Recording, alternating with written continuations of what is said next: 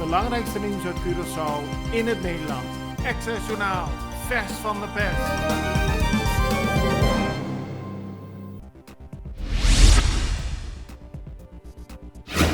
De Extra meldt vandaag dat 3 directieleden van de PSB-bank zijn geschorst. Ze zitten thuis terwijl er verder een onderzoek plaatsvindt. Volgens de Extra heeft het te maken met de service van Paga Fácil. Zoals bekend heeft APC onlangs de PSB-bank overgenomen. En vanaf dat moment is besloten om Paga Fácil af te stoten of in ieder geval te verkopen. In dat proces lijkt iets mis te zijn gegaan met de betrokkenheid van 3 directieleden. De politie heeft gisteren het lichaam van een jonge man gevonden achter het stadion van Soufisant.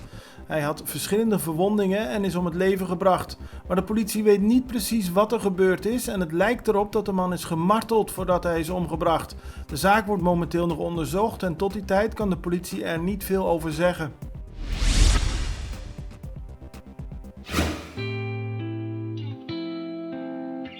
Agua y corriente é essencial para nos vida diario. E pensar em Aqualectra está honrada de por servir e de contribuir no bem-estar duradouro de nossa comunidade. Nós que chamamos danke para cumprir carga sempre conosco. E que outra maneira para mostrar nossa gratitude, oferecendo uma compensação.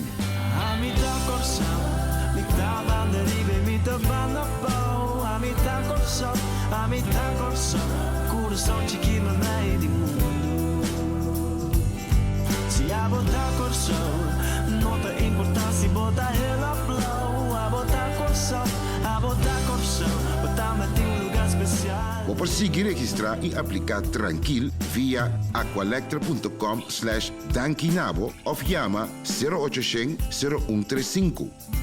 Muito nos contribui na melhor corção. Curaçao versoepelt vanaf morgen verschillende coronamaatregelen. Zo gaat de avondklok niet langer om 11 uur 's avonds in, maar om 1 uur 's nachts. Het blijft gelden tot 4:30 's ochtends. En dat betekent dat uitgaansgelegenheden die daarvoor toestemming hebben open mogen blijven tot middernacht. Dat heeft minister-president Eugène Ruggenaat gisteren gezegd. Hij had vorige week al aangekondigd dat het eiland verder zou gaan met versoepelen, maar dat doen we gebaseerd op recente cijfers, na grondige overwegingen en stap voor stap, aldus Ruggenaat. De bedoeling is dat we niet later opnieuw maatregelen moeten gaan herinvoeren. Minister-president Eugène Ruggenaat bedankte de bevolking van Curaçao gisteren voor hun goede gedrag. De meeste mensen hebben zich heel goed aan de coronamaatregelen gehouden. Daarbij komt dat meer dan 85.000 mensen in ieder geval 1 vaccinatie hebben. En dat betekent dat Curaçao kan de-escaleren. De coronamaatregelen worden versoepeld en dat betekent in ieder geval voor de gevangenis dat er vanaf 7 juni weer bezoek kan worden ontvangen. Gevangenen hebben daar meerdere keren om gevraagd, maar vanaf 7 juni is het weer mogelijk dat familieleden hun geliefden in de gevangenis gaan bezoeken. Good morning.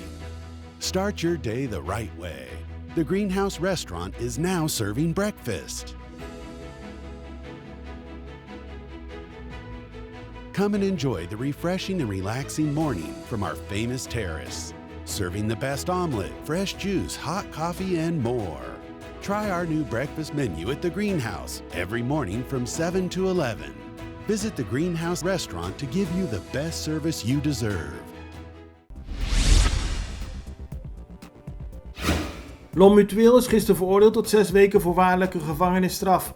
Volgens de rechter is het bewezen dat Mutueel op 24 juni vorig jaar zich schuldig heeft gemaakt aan geweld in het openbaar en vernieling.